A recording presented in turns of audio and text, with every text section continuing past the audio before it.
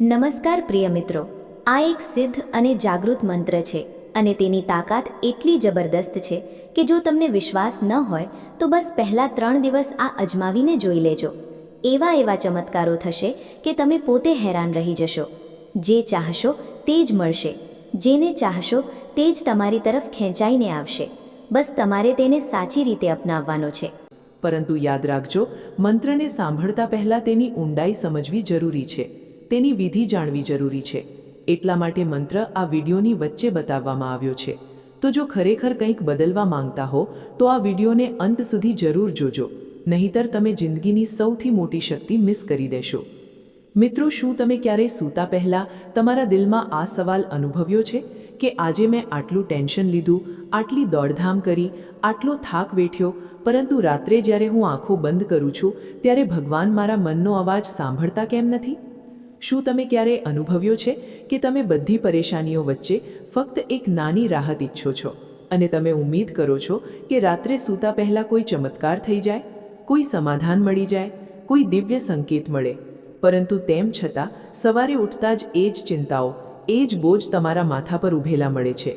આવું કેમ થાય છે કે આપણે પ્રભુને યાદ કરીએ છીએ, આપણે મંત્ર જપીએ છીએ, આપણે પ્રાર્થના કરીએ છીએ, તેમ છતાં એવું લાગે છે કે ઈશ્વર આપણને સાંભળી જ નથી રહ્યા?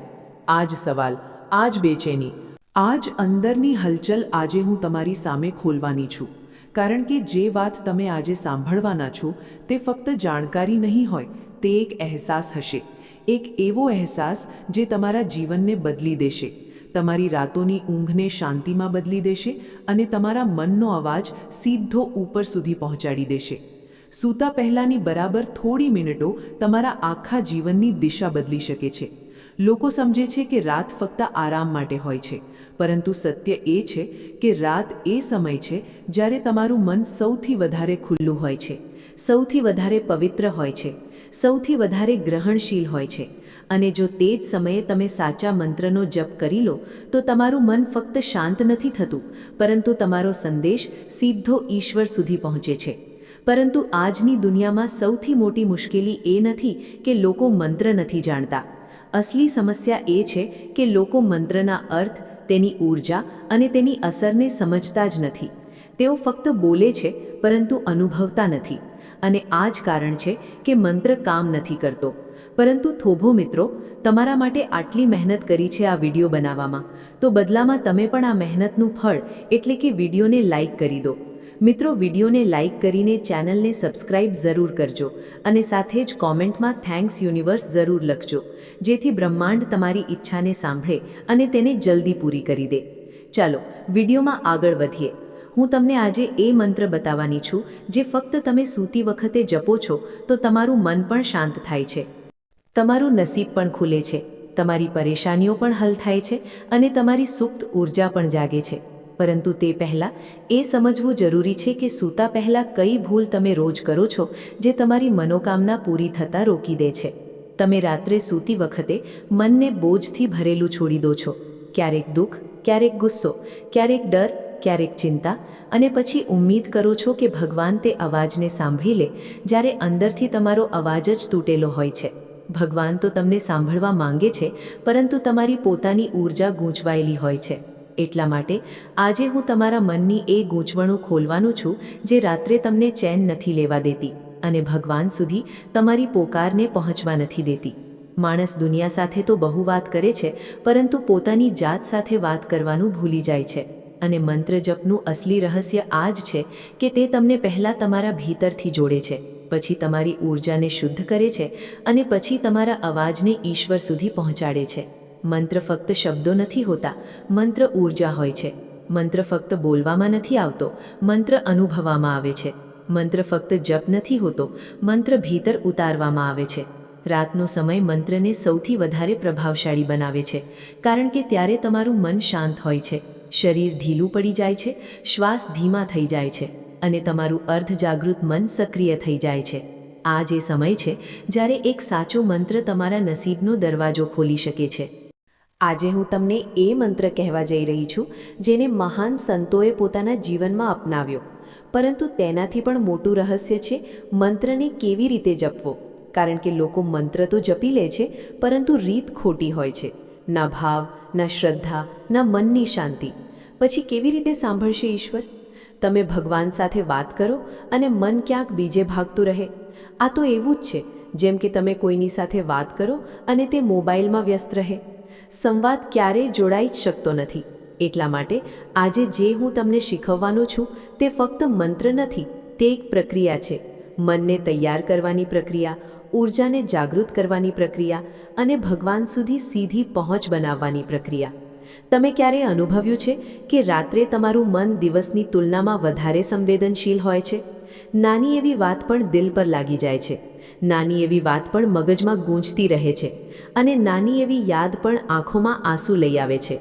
આવું એટલા માટે થાય છે કારણ કે રાત્રે તમારી ઊર્જા બહારની દુનિયાથી હટીને ભીતરની તરફ વળી જાય છે.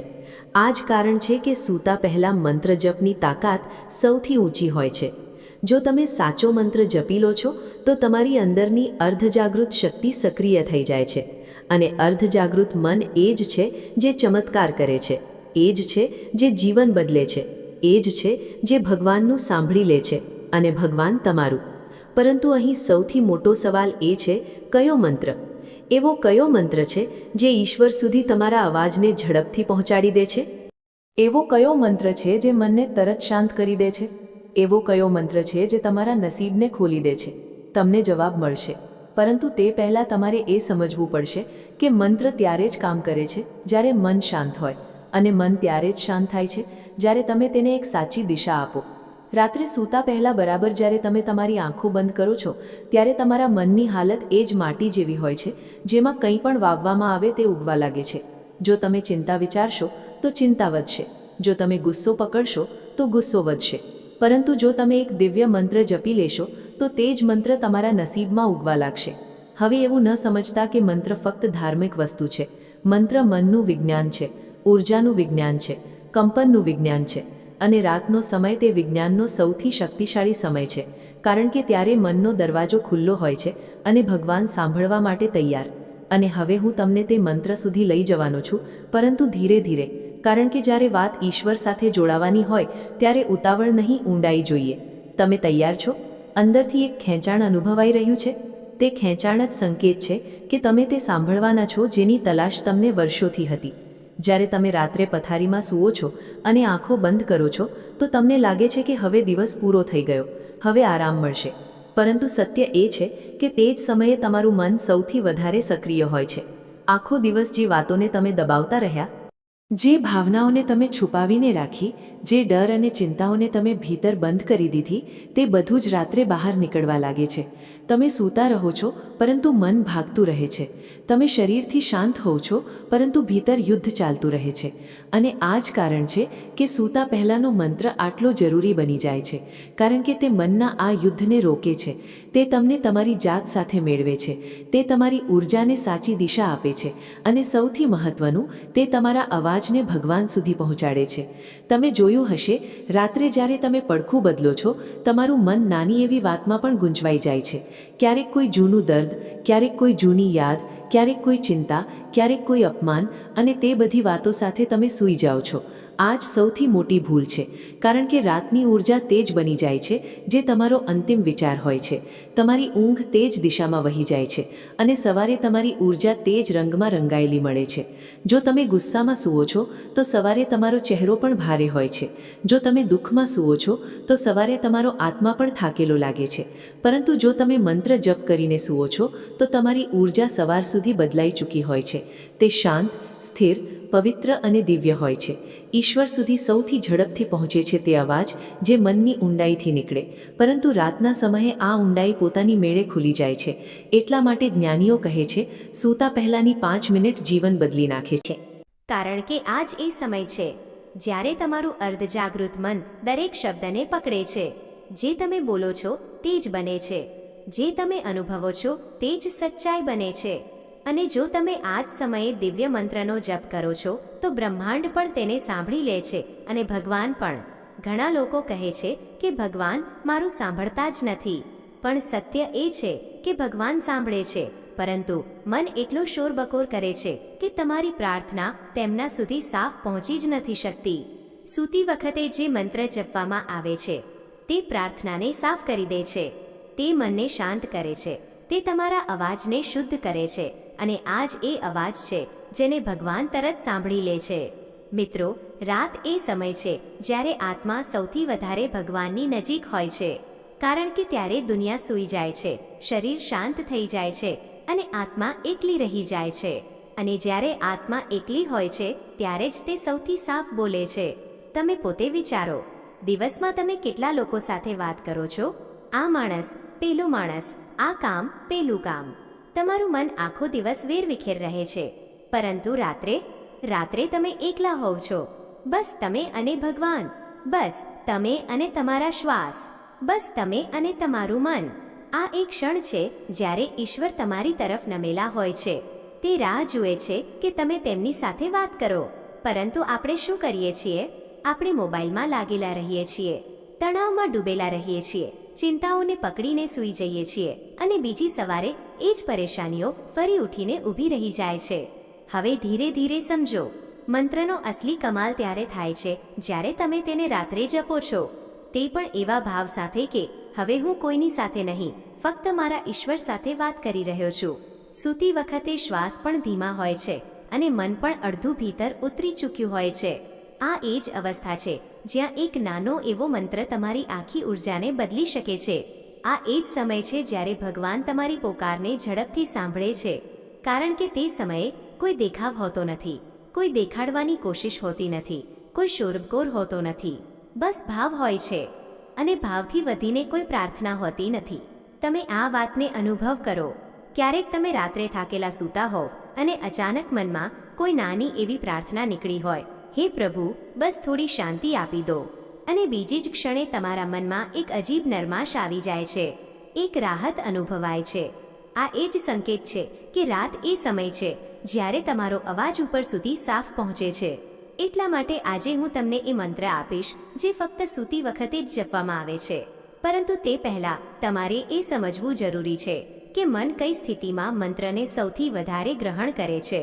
મન ત્યારે સૌથી વધારે મંત્રને સ્વીકારે છે જ્યારે તે થાકેલું હોય, શાંત હોય, ખુલ્લું હોય અને કોઈ સહારો શોધી રહ્યું હોય. અને આ ચારેય સ્થિતિઓ રાત્રે એકસાથે હોય છે. એટલા માટે સૂતા પહેલાં જપવામાં આવેલો મંત્ર સૌથી વધારે અસરદાર હોય છે. મિત્રો, હવે તમે ધીરે ધીરે તે બિંદુની નજીક પહોંચી રહ્યા છો જ્યાં તમે જાણશો કે કયો મંત્ર છે તે જેને સૂતી વખતે જપવો જોઈએ. પણ તે પહેલાં એક વાત હું તમને સાફ કહેવા માંગુ છું. મંત્ર ત્યારે જ અસર કરશે જ્યારે તમે તેને ફક્ત બોલશો નહીં, પરંતુ અનુભવશો. જો મન આમ તેમ ભટક્યું, જો જીભ કંઈક બોલી રહી છે અને મન કંઈક બીજું વિચારી રહ્યું છે, તો મંત્ર પોતાની શક્તિ ખોઈ દે છે. મંત્રને અનુભવવો જરૂરી છે, કારણ કે મંત્ર ભગવાન સાથે જોડાવાની બારી છે. અને ભગવાન સુધી પહોંચવા માટે મનનું સાફ, શાંત અને ખાલી હોવું જરૂરી છે. તમે અંદરથી અનુભવી રહ્યા હશો કે કંઈક મોટું થવાનું છે. એક ખેંચાણ, એક હલચલ, એક બેચેની, જેમ કે કોઈ દરવાજો ખુલવાનો હોય. અને ખરેખર તે દરવાજો આ સ્પીચમાં ધીરે ધીરે ખુલી રહ્યો છે. તે દરવાજો જે તમને ભગવાન સુધી પહોંચાડી દેશે, તે દરવાજો જે તમારી રાતને તમારી તાકાત બનાવી દેશે. અને તે દરવાજો એક દિવ્ય મંત્રથી ખુલશે. હવે જરા તમારી ભીતર ડોક્યું કરીને જુઓ. જ્યારે તમે રાત્રે સૂવા જાઓ છો ત્યારે તમારું શરીર તો થાકી જાય છે, પરંતુ તમારું મન જાગી રહ્યું હોય છે. મન વિચારે છે, આજે શું થયું? કોણે શું કહ્યું? કોણે દુઃખ આપ્યું? કોણે ચોટ પહોંચાડી? કોણ પોતાની હદમાં ના રહ્યું?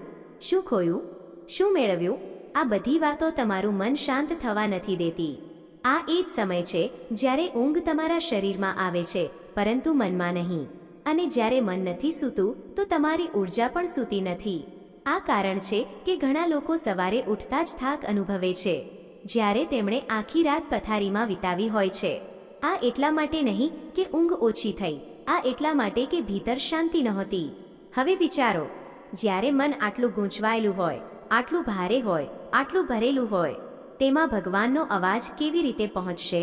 તમારી પોકાર ભગવાન સુધી કેવી રીતે પહોંચશે? તમારા શબ્દો ઉર્જામાં કેવી રીતે બદલાશે? એટલા માટે સૂતા પહેલાંનો મંત્ર ફક્ત ભગવાનને પોકારવા માટે નથી, પરંતુ પોતાના મનની સફાઈ માટે છે. મંત્ર એક ચાવી છે જે અંદર જમા થયેલું બધું જ દર્દ, બધો જ બોજ, બધી જ નકારાત્મકતા ખોલી દે છે. જ્યારે તમારું મન સાફ હોય છે ત્યારે જ ઈશ્વર તમારી વાત સાંભળે છે. જ્યારે તમારું મન શાંત હોય છે ત્યારે જ ભગવાન તમારી ઉર્જાને પકડે છે. અને જ્યારે તમારી ઉર્જા સાફ હોય છે ત્યારે જ તમારી પ્રાર્થના અસર કરે છે. મિત્રો, મનને સુવા દો, આત્માને જગાડો. આ વાત બહુ ઊંડી છે. આખો દિવસ તમે શરીર અને મન સાથે જીવો છો, પરંતુ રાત્રે તમારે આત્મા સાથે જીવવાનું હોય છે. અને આત્મા મંત્રની ભાષાને બહુ ઊંડાઈથી સમજે છે. એટલા માટે જે મંત્ર તમે રાત્રે જપો છો તે જ તમારી આત્મા સુધી પહોંચે છે. અને આત્મા એ જ તો ભગવાનનો અંશ છે. તમારું શરીર અસ્થાયી છે, મન પણ અસ્થાયી છે, ભાવનાઓ પણ બદલાઈ જાય છે, પરંતુ આત્મા તે શુદ્ધ છે, તે સ્થાયી છે, તે ભગવાન સાથે સીધી જોડાયેલી છે. એટલા માટે રાત્રનો મંત્ર તમારી આત્માને સીધો ઈશ્વર સાથે જોડે છે. હવે તમે વિચારી રહ્યા હશો કે આ બધું તો ઠીક છે, પરંતુ આખરે કયો મંત્ર, કયો જપ આટલો અસરદાર છે? કયો મંત્ર તે કંપન પેદા કરે છે જેનાથી મન શાંત થઈ જાય અને ઈશ્વર સાંભળવા લાગે? જુઓ, મંત્રો હજારો છે, પરંતુ તેમાંથી કેટલાક જ એવા છે જે સૂતી વખતે જપવામાં આવે છે, કારણ કે રાતનો મંત્ર અલગ હોય છે. રાતનો મંત્ર ફક્ત જપ નથી, તે સરેન્ડર છે, તે સમર્પણ છે, તે છોડી દેવું છે, તે કહેવું છે કે હે પ્રભુ, હવે મારું મન નથી સંભાળી શકતું, હવે તમે સંભાળો. રાતનો મંત્ર તે મંત્ર છે જેમાં તમે તમારી જાતને ભગવાનના હાથોમાં સોંપી દો છો. અને જ્યારે તમે તમારી જાતને ભગવાનને સોંપી દો છો ત્યારે તેઓ ઝડપથી તમારી તરફ વધે છે. સૂતા પહેલાંનો મંત્ર તે છે જે તમારી અંદરના બાકીના બધા જ અવાજોને શાંત કરી દે છે. તે તમને એક એવી નરમ, હળવી અને દિવ્ય અવસ્થામાં લઈ જાય છે જ્યાં ફક્ત બે વસ્તુઓ બાકી રહે છે, તમે અને તમારા ભગવાન. આ મંત્ર તમારા શ્વાસો સાથે ઉતરે છે, તમારી ધડકન સાથે ભળે છે, તમારી આત્માને સ્પર્શ કરે છે અને પછી ભગવાન સુધી પહોંચે છે. ઘણા લોકો બોલે છે કે મંત્ર બોલી દીધો પણ કામ ના થયું. એવું એટલા માટે થાય છે કે મંત્ર જીભથી બોલવામાં આવે છે, દિલથી નહીં. મંત્ર જપતા પહેલા તમારે તમારું મન ખાલી કરવાનું હોય છે, અને રાત્રે આ પોતાની મેળે થાય છે. એટલા માટે સૂતા પહેલા મંત્રનો જપ સૌથી વધારે શક્તિશાળી હોય છે, કારણ કે ત્યારે તમારું મન સૌથી શાંત, સૌથી નરમ, સૌથી ખુલ્લું હોય છે. હવે અસલી વાત ધીરે ધીરે સામે આવી રહી છે. તમે અનુભવી રહ્યા હશો કે તમારું મન એક ખાસ પ્રકારની ઉર્જામાં જઈ રહ્યું છે. એવું લાગે છે જાણે ભીતર એક ધીમો પ્રકાશ જગી રહ્યો હોય. એવું લાગે છે જાણે કોઈ ઊંડાઈ તમને અંદર ખેંચી રહી છે. તે એટલા માટે છે કારણ કે તમારી ચેતના હવે તે જગ્યાએ પહોંચી રહી છે જ્યાં મંત્રનો પ્રભાવ સૌથી વધારે હોય છે. આ એ જ ક્ષણ છે જ્યારે તમે ઈશ્વરની સૌથી નજીક હોવ છો. આ એ જ ક્ષણ છે જ્યારે તમારું મન સરેન્ડર કરવા તૈયાર હોય છે. આ એ જ ક્ષણ છે જ્યારે ભગવાન તમારી પોકાર સાંભળવા તૈયાર હોય છે. અને હું તમને એ પણ જણાવવા માંગુ છું કે મંત્ર ફક્ત બોલવામાં નથી આવતા, તેમને શ્વાસો સાથે જોડવામાં આવે છે.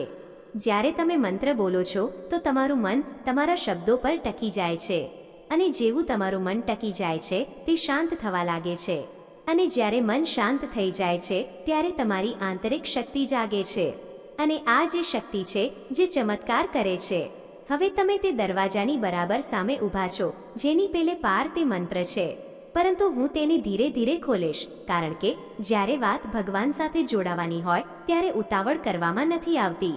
તમારે ભીતર ઉતરવાનું છે ઊંડાઈમાં, અને આ ઊંડાઈ હજુ બાકી છે.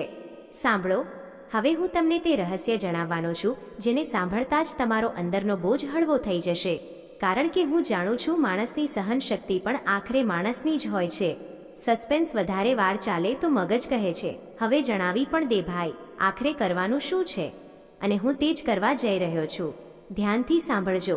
આ કોઈ તાવીજ નથી, આ કોઈ જાદુ નથી, આ કોઈ તંત્ર મંત્ર નથી. આ બસ એક નિર્દોષ, શુદ્ધ અને સીધી વાત છે જે તમારા મનને એકદમ શાંત કરી દેશે. કારણ કે જીવનમાં જ્યારે માણસ થાકી જાય છે, તૂટી જાય છે અને ચારે બાજુ અંધારું લાગે છે, ત્યારે દિલને સહારો કોઈ મોટી વસ્તુથી નહીં પરંતુ એક નાના વિશ્વાસથી મળે છે. અને તે વિશ્વાસ શું છે? તે મંત્ર શું છે? તે શક્તિ શું છે? તે આધાર શું છે? તે છે ઓમ પરમાત્મને નમઃ.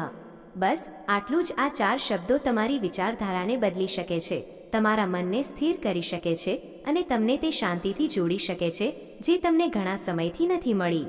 તમે વિચારશો કે આટલો નાનો મંત્ર અને આટલી મોટી શક્તિ?